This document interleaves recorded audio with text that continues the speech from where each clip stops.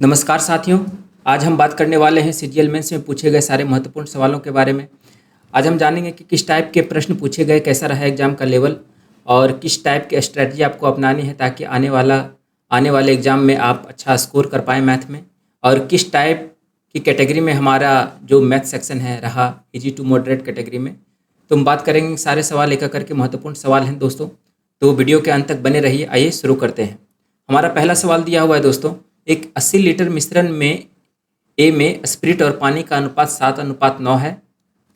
यदि मिश्रण ए में से 20 लीटर निकालकर बी में डाला जाता है, फिर ए में 20 लीटर पानी मिलाकर उसमें से 32 लीटर मिश्रण निकालकर फिर से बी में मिलाया जाता है, तब बी में स्प्रिट और पानी का अनुपात ज्ञात करें। काफ़ी थोड़ा कॉन्सेप्चुअल है और थोड़ा कैलकुलेटिव भी है, लेकिन हम इसको आसान तरीके से हल करेंगे। तो देखिए सवाल कह रहा है कि ए में स्प्रिट और पानी का अनुपात कितना है। तो पहले हम ए और बी को इधर रखेंगे। ए में स्प्रिट और पानी, स्प्रिट और वाटर का रेशियो, स्प्रिट और वाटर का रेशियो है 7:9। ठीक है दोस्तों। इसमें से 20 लीटर निकाल कर बी में डाला जाता है। ठीक है दोस्तों।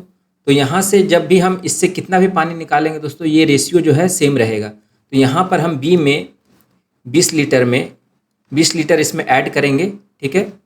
तो हमारा जो रेशियो रहेगा स्प्रिट और वाटर का, इसमें भी 7:9 ही रहेगा। ठीक है दोस्तों। अब कह रहा है, तो इसमें यहाँ पर हमारा 60 लीटर बच गया। ठीक है। अब बोल रहा है कि फिर से उसमें से 20 लीटर पानी मिलाया जाता है और फिर 32 लीटर मिश्रण निकालकर फिर से बी में मिलाया जाता है। ठीक है। यहाँ पर देखेंगे दोस्तों कि स्प्रिट का रेशियो कितना है, 60 गुना 7/16, और यहाँ पे वाटर का रेशियो है 60 गुना 9/16, और इसमें हम 20 मिला देंगे तो हमारे पास टोटल रेशियो कितना आ जाएगा दोस्तों। तो यहाँ पर हो जाएगा तो 860/16 इधर हो गया दोस्तों, और इधर हो गया 420/16। यहाँ से हम काटेंगे तो ये हमारा रेशियो बन के आएगा 21 और 43 का। तो यहाँ पर जब हम 20 लीटर वाटर मिलाएंगे दोस्तों, तो 20 लीटर वाटर मिलाने के बाद हमारा जो रेशियो हो जाएगा वो 21:43 का हो जाएगा। ठीक है दोस्तों। अब कहता है क्या है कि इसमें से हमको 32 लीटर मिश्रण निकालना है, इसमें से 32 लीटर मिश्रण निकालना है और इसमें ऐड करना है। इसमें से हमने 32 लीटर मिश्रण निकाला, तो जब भी हम 32 लीटर मिश्रण निकालेंगे दोस्तों, हमारा जो रेशियो रहेगा वो जो न्यू वाला रेशियो है वो रहेगा 21:43 का। तो 21:43 का रेशियो हमारा रहेगा। ठीक है दोस्तों। अब ऐसे मिश्रण को सॉल्व करने के लिए हमको क्या करना पड़ेगा, पहले मिश्रण को बराबर करना पड़ेगा। यहाँ पर 9 7 16 यूनिट है और 21 और 43 जो है यहाँ पर 64 यूनिट है। तो पहले हम इसको बराबर करेंगे, इसमें 4 से गुना करेंगे तो 16 चौका 64 हो गया दोस्तों। अब हम बराबर करने के बाद इसमें भी 4 से गुना होगा, इसमें भी 4 से गुना होगा, उसका 5 यहाँ से हम काटेंगे, 4 5 6 20 और 4 8 32, यानी कि इसका 5 पार्ट निकालेंगे और इसका 8 पार्ट निकालेंगे। ठीक है दोस्तों। तो यहाँ पर हम देखेंगे और टोटल को सम अप करेंगे और रेशियो निकाल के हमारा आंसर आ जाएगा। तो आप यहाँ से देखेंगे कि टोटल रेशियो कितना बन रहा है। तो आप यहाँ पर देखिए 4 दूनी 8 कट जाएगा, तो यहाँ 7 5 35 अब प्लस 21 दूनी 42, तो स्प्रिट का रेशियो हो गया 7 5 35, 7 5 35 प्लस 21 दूनी 42 डिवाइडेड बाय, और इधर हो गया हमारा वाटर का रेशियो 9 5 45 प्लस 43 दूनी 86। तो आप देखेंगे हमारा जो आंसर आ रहा है 77/131। ठीक है दोस्तों। यही हमारा आंसर हो जाएगा। तो आपको सबसे पहले क्वेश्चन को देख के घबराना नहीं है और आराम से कैलकुलेशन प्रश्न को समझ के, प्रश्न की प्रकृति को समझ के तोड़ के कैलकुलेशन करना है। ठीक है दोस्तों। और थोड़ा सा कैलकुलेटिव है और इस टाइप के प्रश्न को आप प्रैक्टिस करके जल्द ही सॉल्यूशन तक पहुंच सकते हैं। चलिए अगले सवाल की तरफ बढ़ते हैं। अगला सवाल दिया हुआ है दोस्तों, अगला सवाल दिया हुआ है कि सिंगल एकल छूट ज्ञात करें। 20%, 35% और 10% का एकल छूट ज्ञात करें। इसको ज्ञात करने के लिए सबसे मोस्ट फेवरेट कॉन्सेप्ट क्या है कि 20% छूट है, तो 20% छूट का मतलब 1/5, यानी कि 5 पे 1 छूट दे रहा है, यानी कि 4 में बेच रहा है। 35% का मतलब हो गया 35/100, 5 7 35, और ये 20 पंचे 100, यानी कि 20 के सामान को 13 में बेच रहा है। 10% मतलब 10 के सामान को 9 में बेच रहा है। और यहाँ से आप तीनों को मल्टीप्लाई कर दीजिए, 20 पंचे 100, यहाँ से आप 4 पंचे 20 काट दीजिए, 5 25 250 हो जाएगा, और 13वां 17 से, ठीक है।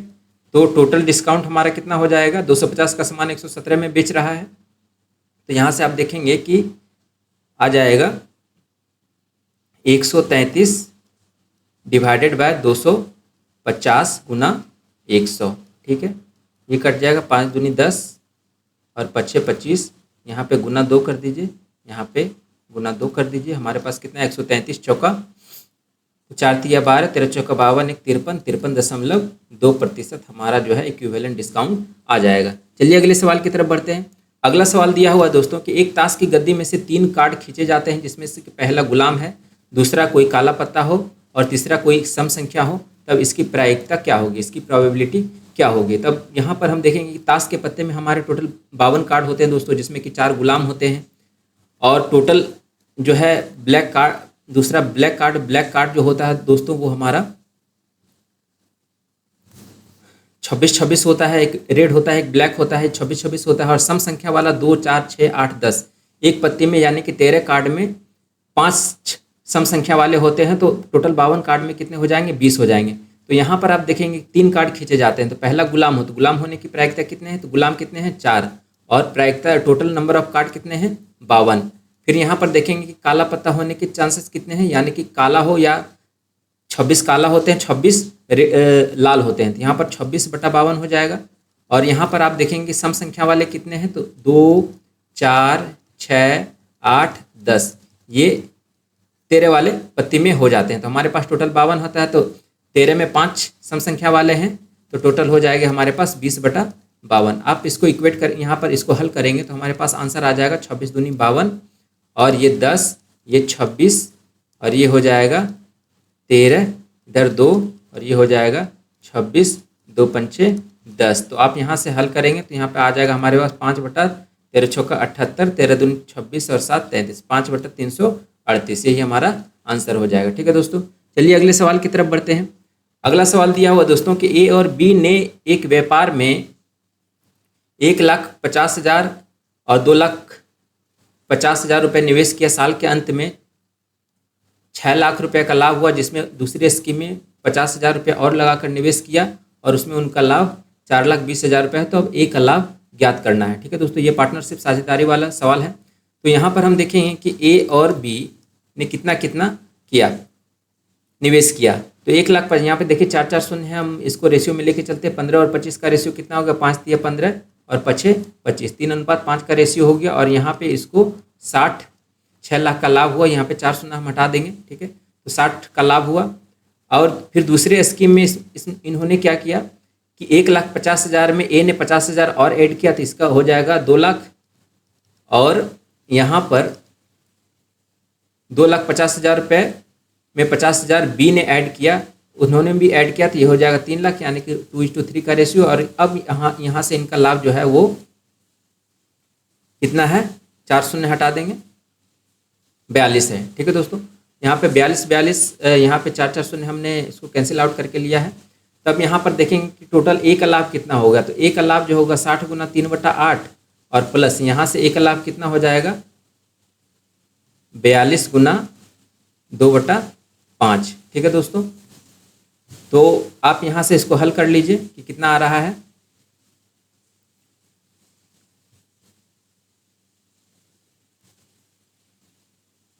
यहाँ से 2 से करेंगे, ये 2 हो जाएगा, तो हमारे पास इधर कितना हो जाएगा 42 चौका 168, 16.8 प्लस यहाँ पे हम करेंगे 4 से 15, 4 दूनी 8, यहाँ 15 करेंगे, 5 से ऊपर नीचे गुना करेंगे, 5 तिया 15, 225/10 यानी कि 22.5। तो हमारे पास कितना हो जाएगा दोस्तों 22 और 16 38, 39.3 लाख का प्रॉफिट टोटल उसको ए को हो गया। ठीक है दोस्तों, चलिए अगले सवाल की तरफ बढ़ते हैं। अगला सवाल दिया हुआ दोस्तों कि 10,000 रुपये की राशि पर 20% अर्धवार्षिक ब्याज की दर से चक्रवृद्धि ब्याज 41 रुपये है, तब समय क्या रहा होगा। हम जानते हैं कि जब भी ब्याज जो है अर्धवार्षिक संयोजित होता है तो हमारे पास रेट जो होता है वो आधा हो जाता है, रेट जो होता है वो 10% हो जाता है और समय जो होता है वो दुगना हो जाता है। तभी हमारे पास कितना समय है 6 महीने वाला, तो ये हमारा दुगना हो जाएगा 2T। मान लीजिए कि 2T हो गया, समय T था अब जो है न्यू समय हो गया 2t। अब बोल रहा है कि कितने समय में वो 4641 रुपये हो जाएगा। तो r जो है 10% है, यानी कि 10 से 1 साल के लिए 11, फिर 10 से 1 साल के लिए 11, फिर 10 से 1 साल के लिए 11, फिर 10 से 1 साल के लिए 11। अगर आप सबको गुना करेंगे 10 to the power 4 into 11 to the power 4, तो ये जो है दोनों का माइनस जो है वो 4641 देगा। ठीक है, 11 का 4 करेंगे तो आपको 146141 देगा। ठीक है दोस्तों, इसमें से माइनस करेंगे तो आपका जो इंटरेस्ट बनेगा वो हमारा इतना बनेगा। ठीक है, तो आप यहाँ पर देखिए कि t का मान कितना आ रहा है, 4 बार में आ रहा है, तो 2t इक्वल टू कितना हो जाएगा 4 ईयर्स। ये 2t ईयर्स है तो 2t इक्वल टू 4 ईयर्स हो जाएगा। तो t इक्वल टू समय जो है वो कितना ईयर्स हो जाएगा, तो t इक्वल टू हो जाएगा 2 साल। तो हमारा समय जो हो जाएगा दोस्तों वो 2 साल हो जाएगा। ठीक है, चलिए अगले सवाल की तरफ बढ़ते हैं। अगला सवाल दिया हुआ दोस्तों कि बंदर और व्यक्तियों के समूह में उनके सिरों की संख्या 54 है और पैरों की संख्या 142 है, तो बंदरों की संख्या ज्ञात करने के लिए कहा जा रहा है। तो यहाँ पर आप देखिए कि एक व्यक्ति के पास ये मैन है प्लस मंकी, इसकी संख्या मान लीजिए x और मंकी की y है। ठीक है, तो टोटल एक मैन के पास 2 पैर होते हैं और एक मंकी के पास 4 पैर होते हैं। तो यहाँ पर total 2x plus 4 into y, total पैर कितने हो गए 142। और टोटल सिरों की संख्या मतलब एक ही आदमी को रिप्रेजेंट करेगा, एक आदमी के पास एक ही सिर रहेगा, बंदर के पास भी एक ही सिर रहेगा। तो टोटल संख्या जो हो जाएगा दोनों मिला के x प्लस वाई वो हो जाएगा दोस्तों 54। आप दोनों को सॉल्व करेंगे 2x प्लस 2y ये हो जाएगा 108। ये दोनों को माइनस करेंगे तो यहाँ पर हमारे पास बन जाएगा 2y इक्वल टू 142 में से 108 जाएगा 34 और y का मान हो जाएगा 17। ठीक है दोस्तों, तो बंदर की संख्या जो हमने y माना था y का मान हो जाएगा 17, यही हमारा आंसर हो जाएगा। चलिए अगले सवाल की तरफ बढ़ते हैं। अगला सवाल दिया हुआ दोस्तों कि ए बी सी की औसत आयु 20 वर्ष है। 2 वर्ष पहले ए और बी की आयु का योग सी से 6 वर्ष अधिक था, तब सी की आयु ज्ञात करें। तो यहाँ पर देखिए जब औसत आयु दिया हुआ है तो टोटल आयु कितना हो जाएगा 20 गुना 3 60 वर्ष। ठीक है दोस्तों, अब बोल रहा है कि 2 वर्ष पहले, तो 2 वर्ष पहले जो है ए की आयु में भी 2 घटाना पड़ेगा, बी में भी 2 और सी में भी 2 घटाना पड़ेगा। ठीक है, तो a minus 2 plus B minus 2 दोनों का योग 2 वर्ष पहले का, c माइनस 2 सी से 6 वर्ष अधिक था। अब इसको सॉल्व करेंगे कितना आ जाएगा a plus B equal to हो जाएगा c माइनस 2 प्लस 6, अब प्लस इधर 4 चला जाएगा, 4 में से 2 गया 2 यानी कि c प्लस 8। आप देख लीजिए ये दोनों इक्वेशन में a plus B equal to कितना है 60 माइनस c, दोनों को इक्वेट करेंगे, दोनों को इक्वेट करेंगे तो 60 बराबर 60 minus C equal to C plus 8। ठीक है दोस्तों, तो 2c इक्वल टू कितना हो जाएगा 52 और ये हो जाएगा 26, यानी कि c का जो प्रेजेंट एज है वो है 26 साल। ठीक है दोस्तों, यही हमारा आंसर हो जाएगा। चलिए अगले सवाल की तरफ बढ़ते हैं। अगला सवाल दिया हुआ है कि ए बी सी एक वर्ग बी सी डी ई के बाहर एक समबाहु त्रिभुज है जिसमें कि कोण बी ए ई प्लस 3 गुना कोण ए ई बी का मान ज्ञात करना है। आप एक बी सी डी ई बना लीजिए। ठीक है, बी सी डी ई एक वर्ग है। ठीक है, वर्ग के सभी भुजाओं की लंबाई समान होती है। अब बी सी डी के बाहर एक समबाहु त्रिभुज, यानी कि बी सी भुजा को लेके एक समबाहु त्रिभुज हमने बनाया ए बी सी। ठीक है, इसकी भुजा इसकी भुजा इसकी भुजा बराबर समबाहु त्रिभुज के कोणों का कोण जो होते हैं प्रत्येक कोण 60 डिग्री का होता है। ये 60 डिग्री, ये 60 डिग्री और इधर भी 60 डिग्री। ठीक है दोस्तों, पूछा जा रहा है कि एंगल बी ए ई यानी कि बी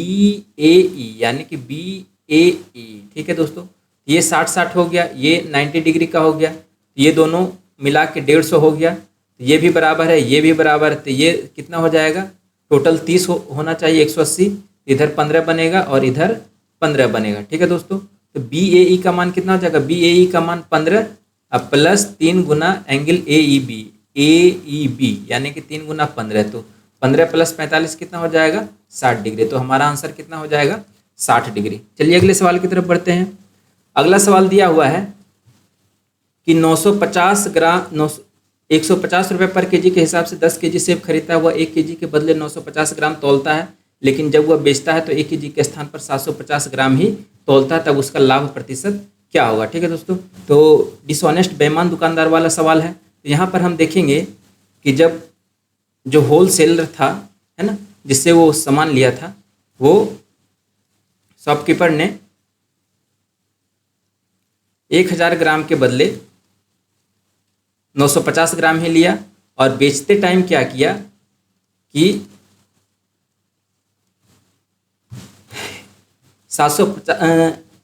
1000 बोल के, है ना, 750 ग्राम ही दिया। यहाँ पर देखिए कि 1000 देना था उसको, है ना, लेकिन वो दिया 750 ग्राम ही, ठीक है।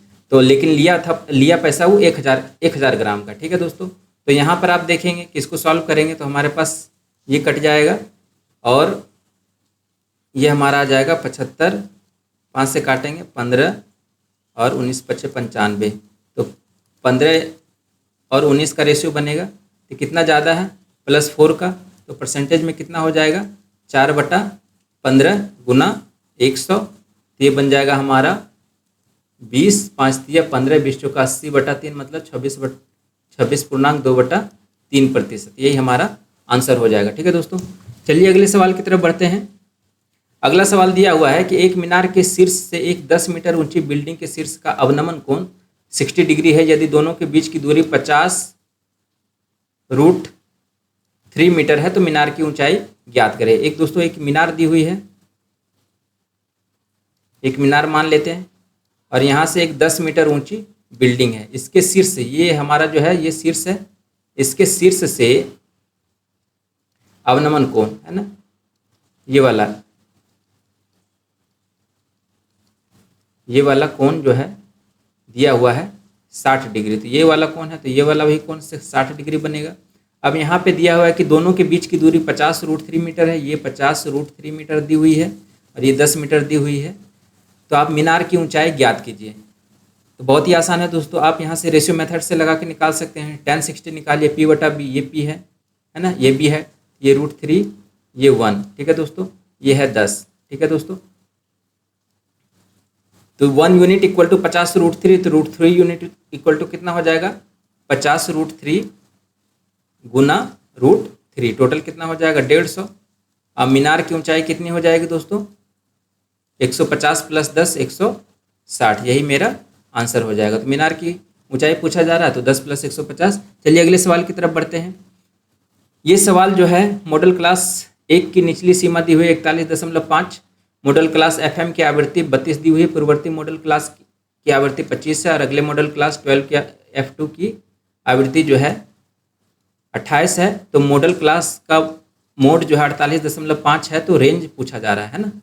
तो यहाँ पर आपको समझने की ज़रूरत है कि ये जो है सांख्यिकी से रिलेटेड क्वेश्चन है, और यहाँ पे जो मॉडल क्लास होता है, मॉडल क्लास का मतलब होता है कि वैसे क्लास जिसका की फ्रीक्वेंसी ज़्यादा हो, ठीक है दोस्तों, वो जो बार बार आए, ठीक है। इसका सांख्यिकी में बहुत प्रयोग किया जाता है। तो यहाँ से इसका जो फार्मूला होता है दोस्तों, मोड इक्वल टू जो होता है वो लोअर लिमिट निचली सीमा plus F1 minus F1 2 into FM minus F1 minus F2 into H, ये रेंज हो गया हमारा, ठीक है। तो हमको H का मान निकालना है, क्या होगा, लोअर लिमिट दी हुई है, मोड दी हुई है, सारे वैल्यू दी हुए सिवाय H के। तो यहाँ पर आप सिर्फ फार्मूला पुटिंग क्वेश्चन, यहाँ पर फार्मूला रखेंगे और हमारा आंसर आ जाएगा। तो 41.5 प्लस FM कितनी है 32, F1 पूर्ववर्ती मॉडल क्लास की F1 की आवृत्ति कितनी है 25, divided by 2 Guna 32 minus 25 minus अगले मॉडल क्लास की आवृत्ति कितनी दी हुई है फ्रीक्वेंसी 28 इंटू H, और मोड की वैल्यू कितनी दी हुई है 48.5। इसको सॉल्व करेंगे, यहाँ माइनस हो जाएगा, कितना बनेगा 7 बराबर 32 में से 25 जाएगा तो 7/32 दूनी 64, 25 और 28 हो गया हमारा 53, तो ये हो जाएगा 11H, 7 कट गया। तो हमारा जो रेंज हो जाएगा दोस्तों क्लास का वो हो जाएगा 11, ठीक है दोस्तों, यही हमारा आंसर हो जाएगा। चलिए अगले सवाल की तरफ बढ़ते हैं। अगला सवाल दिया हुआ है दोस्तों कि A और B एक काम को 12.5 दिनों में करते हैं, और B और C उसी काम को 18.75 दिनों में करते हैं। C और A उसी काम को 15 दिनों में कर सकते हैं। तो D की सहायता से जो C से 40% कुशल है कितने दिनों में काम को कर पाएंगे। तो यहाँ पर देखिए टाइम एंड वर्क से है, डेटा कुछ कैलकुलेटिव है लेकिन कैलकुलेटिव नहीं है, अगर ध्यान से देखेंगे तो बहुत ही आसान डेटा दिया हुआ है। तो a प्लस बी एक काम को 12.5 दिनों में कर सकते हैं। 12.5 को आप इसको फ्रैक्शन में रखें, ठीक है। तो फ्रैक्शन में रखने के बाद क्या हो जाएगा 25/2, ठीक है। b प्लस सी उसी काम को 18.75, तो 18.75 को आप फ्रैक्शन में तोड़ें 1875/100, ये कितना आ जाएगा 25 सत्ती 175, 12 25 25 125, 25 चौका 100, ये हो जाएगा 75/4। और C प्लस A उसी काम को 15 दिनों में कर सकते हैं। तो इसका टोटल एलसीएम ले लीजिए, जो हमारा टोटल वर्क हो जाएगा तो 25 75 और 15 का एलसीएम हम 75 ले लेते हैं। तो हमारा जो एफिशिएंसी होगा दोस्तों वो हो जाएगा 25 × 75, 3 दूनी 6, 75 75, 1 एकम 4 और यहाँ से हो जाएगा 15 × 75, ठीक है। तो ये तीनों को जोड़ेंगे तो 2 × A plus B plus C की इफिशियंसी टोटल हो जाए 4 10 5 15। तो A plus B plus C की इफिशियंसी कितनी हो जाएगी 7.5, ठीक है दोस्तों। यहाँ से अब C की इफिशियंसी निकालनी है तो A प्लस B की इफिशियंसी घटानी होगी, तो A प्लस B की इफिशियंसी कितनी है 6, तो 7.5 में से 6 जाएगा तो कितना बचेगा 1.5। अब यहाँ से कह रहा है कि D की इफिशियंसी जो है C से 40% अधिक है, तो 1.5 से 140/100 करेंगे, है ना। तो ये कितना हो जाएगा 1 0 1 0 कट गया, 5 7 35, 7 दूनी 14, 5 दूनी 10, ये हो जाएगा 0.3 और ये हो जाएगा 2.1। इसकी जो एफिशिएंसी हो गई D की 2.1 हो गई। तब बोल रहा है कि तीनों मिलके कितने दिनों में काम को खत्म करेगा। तो A plus B plus C plus D को अगर हम रखेंगे तो टोटल काम हमारा कितना है 75 और टोटल एफिशिएंसी कितनी हो जाएगी ABC क्या है 7.5 × 2.1 यानी कि ये हो जाएगा 9.6, ठीक है दोस्तों। तो 9.6 जो है इसको सॉल्व करेंगे तो कितना आ जाएगा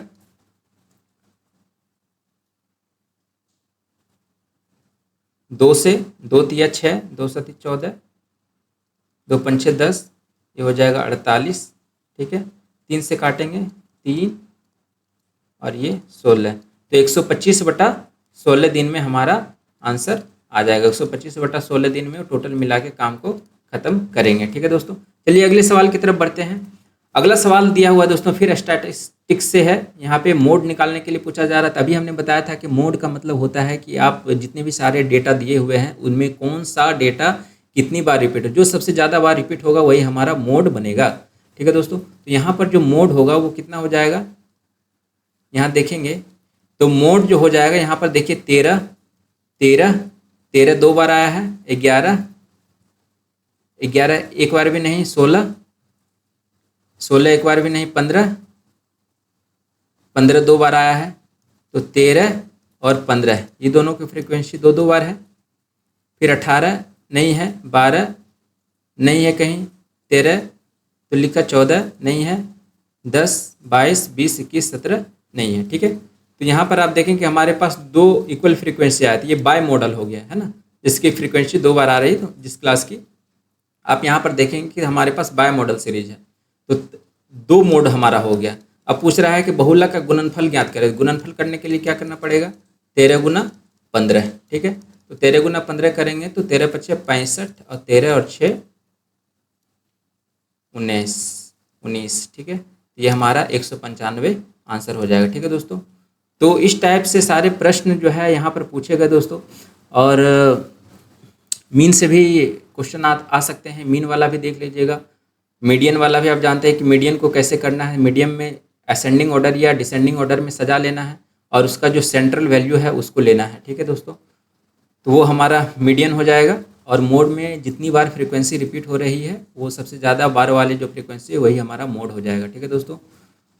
तो आज का वीडियो हमारा यहीं तक था। सारे महत्वपूर्ण क्वेश्चन करा दिए। आप सारे चैप्टर को रिवाइज करके जा सकते हैं, जो कि आपके एग्जाम में बहुत ही हेल्प करेगा। तो आप देख सकते हैं कि किस टाइप से प्रश्न पूछे गए। इजी टू मॉडरेट वाले सारे सवाल थे और थोड़े कैलकुलेटिव भी थे। तो हमारे साथ अगर आपको हमारा वीडियो पसंद आया तो हमारे चैनल को सब्सक्राइब कीजिए दोस्तों। फिर मिलते हैं नेक्स्ट वीडियो में। धन्यवाद।